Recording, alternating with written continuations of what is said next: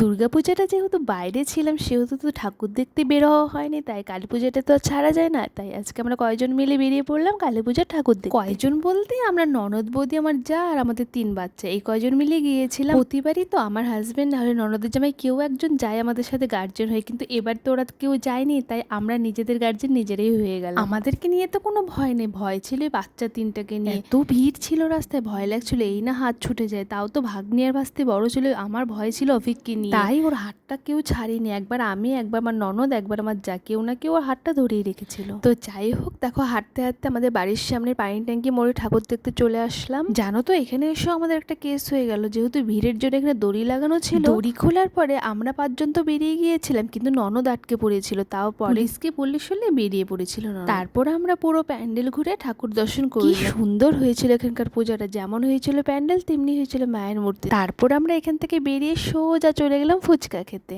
পুজো ঘুরতে এসে ফুচকা না খেলে কি হয়, কিন্তু আমরা ভাবতে পারিনি এত টেস্টি ফুচকা এখানে হবে। পুজোর সময় তো খুব একটা ভালো হয় না, কিন্তু দারুণ ছিল ফুচকাটা, ঠিক যেমনটা আমরা ভালোবাসি, টক টক আর জবরদস্ত ঝাল।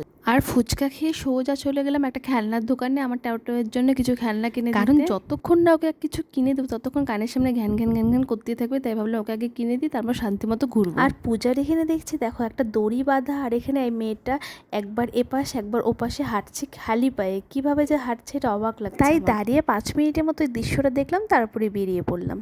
তারপর সোজা চলে যাচ্ছে পাকুড়তলা মারের পুজোটা দেখতে। আর যাওয়ার সময় দেখি একটা চাটের দোকান, চাট না খেলে হয় না, তাই আবার বসে বললাম চাট খাওয়ার জন্য। এখানে 2 ভাই বোনের অবস্থা দেখো, হাঁটতে হাঁটতে বললে ওদের পা ব্যথা হয়ে গেছে, তাই দেখো চাটের দোকানের সামনেই বসে পড়েছে। কিন্তু যাই হোক, চাটটা কিন্তু হেভি ছিল। অন্যান্য চাটের থেকে কিন্তু আমার পাপড়ি চাটটা বেশি ভালো লাগে খেতে। ফুচকাটাতে প্রচুর ঝাল খেয়েছিলাম, তাই চাটওয়ালাকে বলেছিলাম চাটটা একটু কম ঝাল দিতে। তারপর আমরা আবার চলে আসলাম মণ্ডপে, আর এখানে এসে প্রচুর প্রচুর প্রচুর ফটো তুলেছি আমরা সবাই মিলে। সিম্পলের মধ্যে কিন্তু খুব সুন্দর করেছিল এখানকার পূজাটা। তারপর আমরা এখান থেকে বেরিয়ে চলে যাচ্ছি আরেকটা মণ্ডপে। সত্যি কথা বলতে এখানে এসে খুব বিরক্ত লেগে গিয়েছিল, কারণ এত ভিড় ছিল, তার উপরে ছিল লাইন দেওয়া। পুরো আধা ঘন্টা লেগে গেছে আমাদের এই পুজো ঘুরতে। এই যে দেখছো দাঁড়িয়ে আছি, এখানে দাঁড়িয়েছিলাম 10 মিনিট। এটা ক্রস করে আরেকটা দড়ি ছিল, সেখানে গিয়ে আবার 10 মিনিট দাঁড়াতে হয়েছিল। এইভাবে 3টে দড়ির সামনে 10 মিনিট করে 30 মিনিট পুরো দাঁড়িয়েছিলাম আমরা পুজো দেখার আগে। এই সেকেন্ড দড়ির সামনে গিয়ে তো আমাদের 3 বাচ্চা এগিয়ে গিয়েছিল দড়ির ওপারে, আর আমরা 3 জন দড়ির এপারে রয়ে গিয়েছিলাম। তারপর বলে শৈলে আমি শুধু বেরোতে পেরেছিলাম, তাও ননদ আর যা বেরোতে পারিনি, আমি গিয়েছিলাম বাচ্চাদের কাছে। তারপর আবার নেক্সট বার দড়ি ছাড়লে ওরা আসে, তারপর আমরা একসাথে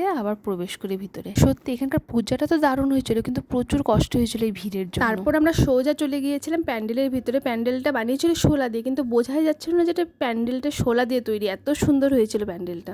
একটা জিনিস এখানে খুব খারাপ লাগলো, যে আধা ঘন্টা ওয়েট করার পরে যখন ভিতরে ঢুকলাম, ভিতরে আমাদেরকে 1 মিনিটও দাঁড়াতে দেয়নি, একটা ফটো একটা ভিডিও তুলতে পারিনি। ভিডিওটা করতে পেরেছিলাম যেহেতু আমরা হেঁটে হেঁটে যাচ্ছিলাম, তাই জাস্ট ঢুকলাম আর বেরোলাম, মাথার উপর দিয়ে সবটুকুই বেরিয়ে গেল। কি যে দেখলাম কিছুই বুঝতে পারলাম। তারপরে মণ্ডপ থেকে বেরিয়ে চলে গেলাম এগরোল। আমরা 3 জন খেয়েছিলাম এগরোল, আর ভাস্তি আর ভাগ্নি খেয়েছিল মোমো।